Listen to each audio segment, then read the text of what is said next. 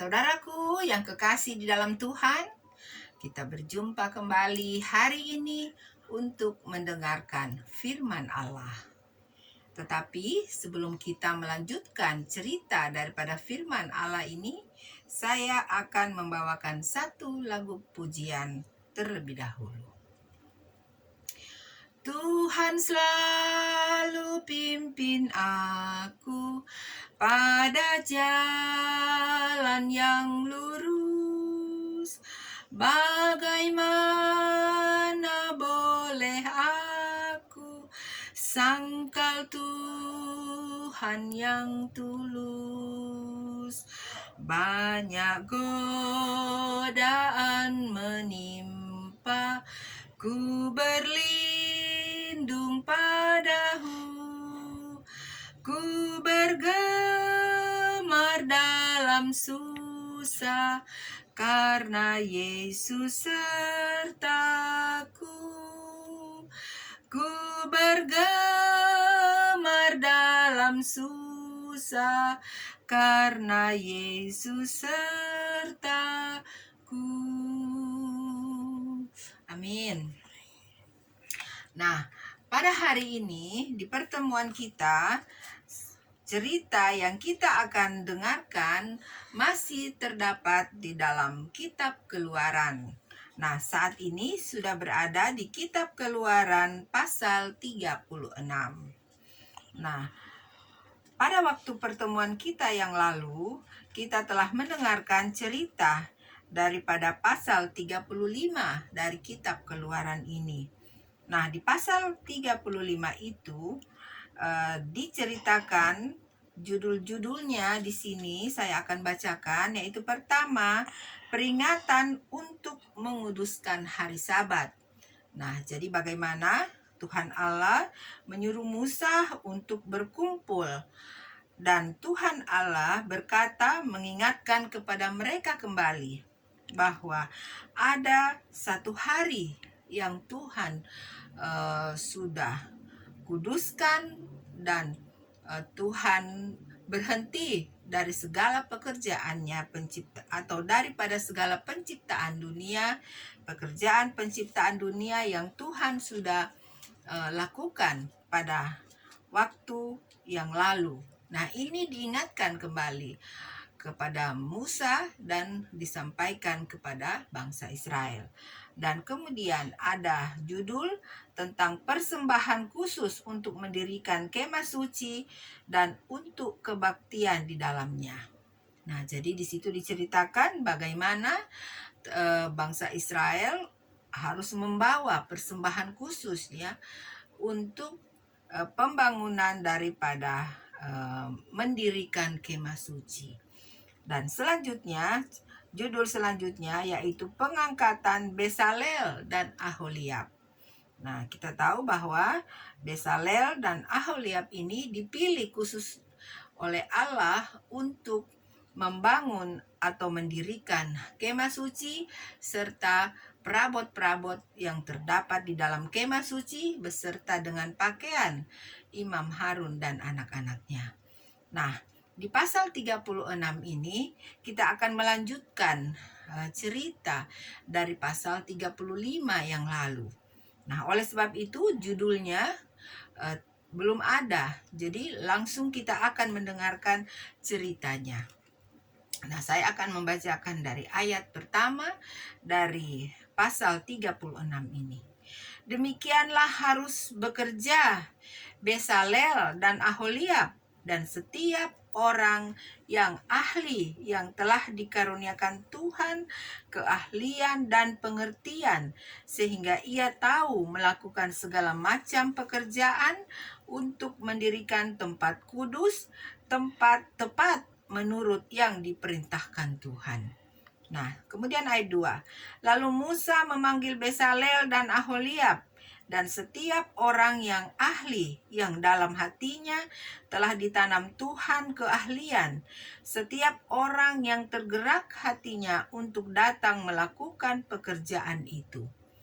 Mereka menerima daripada Musa seluruh persembahan khusus yang telah dibawa oleh orang Israel untuk melaksanakan pekerjaan mendirikan tempat kudus. Tetapi orang Israel itu masih terus membawa pemberian sukarela kepada Musa tiap-tiap pagi. Dan segala orang ahli yang melakukan seluruh pekerjaan untuk tempat kudus itu, datanglah masing-masing dari pekerjaan yang dilakukannya. Dan berkata kepada Musa, rakyat membawa lebih banyak dari yang diperlukan untuk mengerjakan pekerjaan yang diperintahkan Tuhan untuk dilakukan. Nah, jadi setiap hari ya, dikatakan di sini setiap pagi bangsa Israel itu datang membawa persembahan ya, atau barang-barang yang harus mereka bawa untuk mendirikan kemah suci ini. Jadi setiap hari mereka membawa itu kepada atau di hadapan Musa ya. Nah, kita lihat di ayat 6. Lalu Musa memerintahkan supaya dimaklumkan di mana-mana di perkemahan itu demikian. Tidak usah lagi ada orang laki-laki atau perempuan yang membuat sesuatu menjadi persembahan khusus bagi tempat kudus. Demikianlah rakyat itu dicegah membawa persembahan lagi, sebab bahan yang diperlukan mereka telah cukup untuk melakukan segala pekerjaan itu, bahkan berlebihan.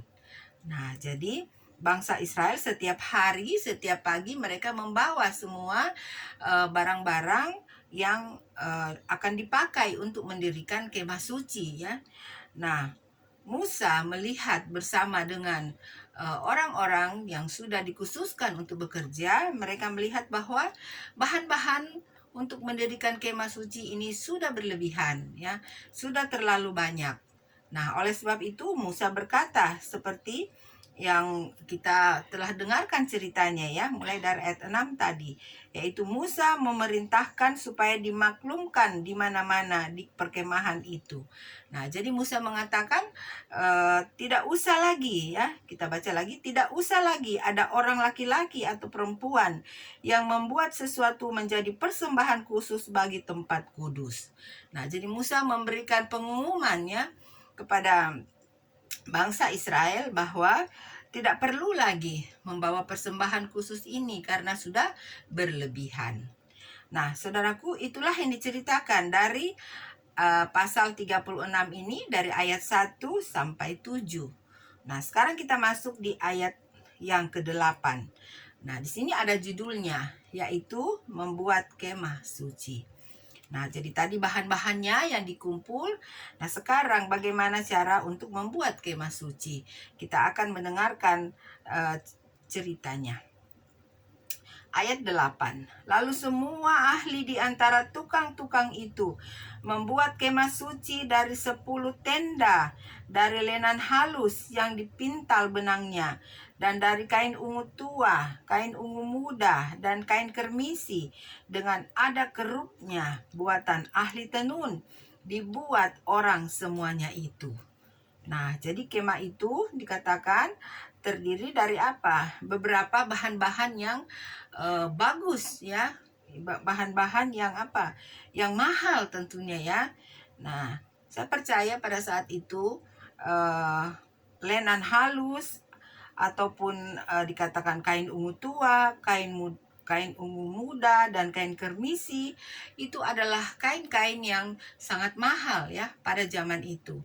Nah, kain-kain inilah yang dipakai oleh Tuhan untuk membuat kemah suci. Nah, selanjutnya di ayat 9. Panjang tiap-tiap tenda 28 hasta dan lebar tiap-tiap tenda 4 hasta. Semua tenda itu sama ukurannya. 5 dari tenda itu dirangkap menjadi 1, dan yang 5 lagi cukup dirangkap menjadi 1.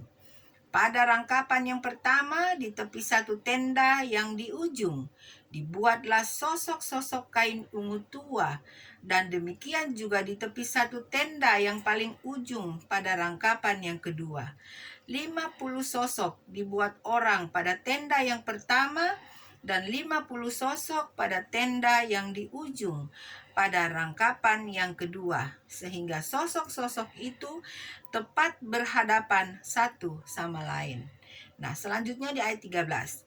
Dibuatlah 50 kaitan emas dan disambunglah tenda-tenda kemah suci yang satu dengan yang lain dengan memakai kaitan itu sehingga menjadi satu. Dibuatlah tenda-tenda dari bulu kambing menjadi atap kemah yang menudungi kemah suci. 11 tenda dibuat orang. Panjang tiap-tiap tenda 30 hasta dan 4 hasta lebarnya tiap-tiap tenda, yang 11 tenda itu sama ukurannya. Nah, saudaraku, di pasal-pasal yang lalu kita juga sudah mendengarkan ya bagaimana mereka membangun akan bait atau mendirikan kemah suci ini. Namun di pasal 36 ini dirinci ya dengan perincian yang sangat baik ya. Jadi dikasih tahu benar-benar bagaimana cara daripada membuat kemah atau mendirikan kemah suci ini. Nah, kita baca selanjutnya di ayat 16. Disambunglah 5 dari tenda itu dengan tersendiri dan 6 dari tenda itu dengan tersendiri. Dibuatlah 50 sosok pada rangkapan yang pertama di tepi satu tenda yang di ujung, dan dibuat 50 sosok di tepi satu tenda pada rangkapan yang kedua. Dibuat oranglah 50 kaitan tembaga untuk menyambung tenda-tenda kemah itu sehingga menjadi satu. Juga dibuatlah untuk kemah itu tudung dari kulit domba jantan yang diwarnai merah dan tudung dari kulit lumba-lumba di atasnya lagi. Nah, ayat 20. Dibuat oranglah untuk kemah suci itu papan dari kayu penaga yang berdiri tegak, 10 hasta panjangnya satu papan dan 1,5 hasta lebarnya tiap-tiap papan.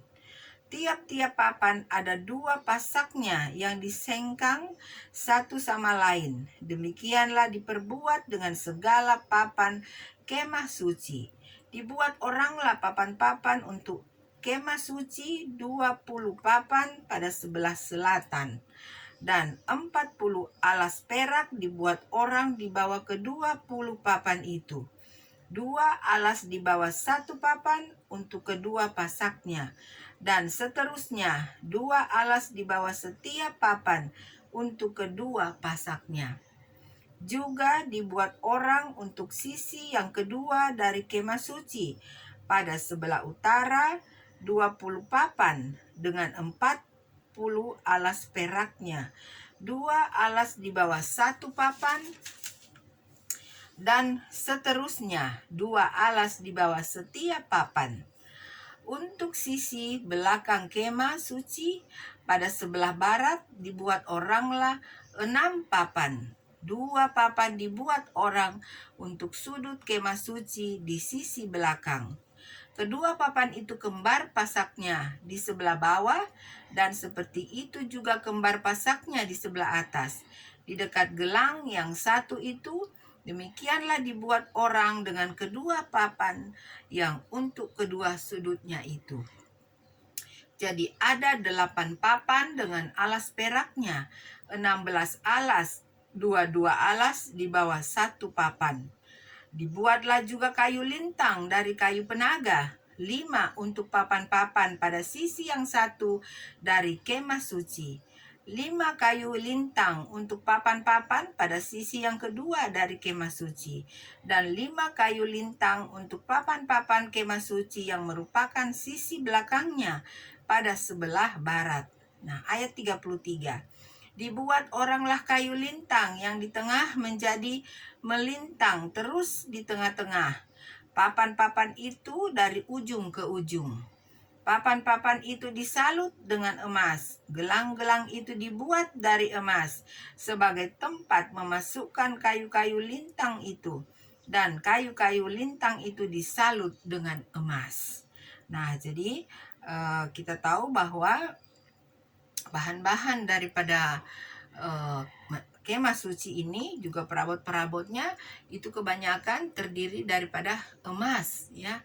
Nah, sungguh indah ya, jikalau kita bisa hidup pada zaman itu, saudaraku, tentu kita akan melihat langsung ya bagaimana indahnya ya akan kemah suci bersama dengan perabot-perabot yang ada di dalamnya. Nah, kita lanjutkan lagi di ayat 35. Dibuatlah tabir itu dari kain ungu tua dan kain ungu muda, kain kermisi dan lenan halus yang dipintal benangnya, dibuat dengan ada kerupnya, buatan ahli tenun. Dibuat oranglah untuk itu 4 tiang dari kayu penaga, dan disalutlah itu dengan emas. Dengan ada kaitannya dari emas, lagi dituanglah 4 alas perak untuk tiang itu. Nah, kemudian juga dibuat oranglah tirai untuk pintu kemah itu dari kain ungu tua, kain ungu muda, kain kermisi, dan lenan halus yang dipintal benangnya, tenunan yang berwarna-warna, dan kelima tiangnya dengan kaitan untuk tiang itu. Disalutlah ujungnya dan penyambung-penyambungnya dengan emas, dan kelima alasnya itu adalah dari tembaga. Nah, saudaraku, kalau kita sekali lagi ya, kalau kita melihat atau kita mendengarkan cerita ini, kita mengetahui bahwa sangat teratur ya, sangat rapi ya. Bagaimana kemah suci ya pada saat bangsa Israel akan membuatnya. Nah, bukan main kita melihat, saudaraku ya, betapa Tuhan Allah kita itu ada Tuhan Allah yang berperaturan ya.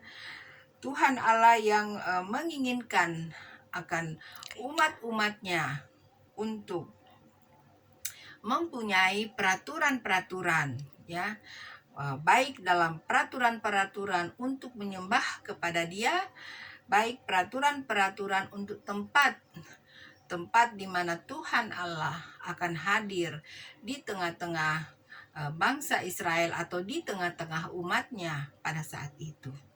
Nah, saudaraku, sekali lagi saya bersyukur karena saya mempunyai Tuhan Allah yang sangat pengasih dan penyayang, serta Tuhan Allah yang berperaturan. Tuhan Allah mempunyai banyak peraturan untuk umat-umatnya agar supaya umat-umatnya selalu datang kepadanya dengan keadaan yang suci dan kudus. Nah, saudaraku, sampai sekianlah cerita yang saya dapat bacakan untuk kita semuanya dari buku kitab Keluaran ini di pasal 36 ini. Nah, sekiranya saudaraku ingin lagi untuk membacanya atau mendengarkan video saya ini, silahkan. Dan kita berterima kasih juga karena kita sudah bisa mengetahui akan bagaimana perjalanan akan bangsa Israel pada waktu-waktu yang dahulu kala. Nah, saudaraku, sampai sekianlah pertemuan kita. Kiranya Tuhan Allah selalu menyertai saudaraku dimanapun saja berada. God bless you. Bye.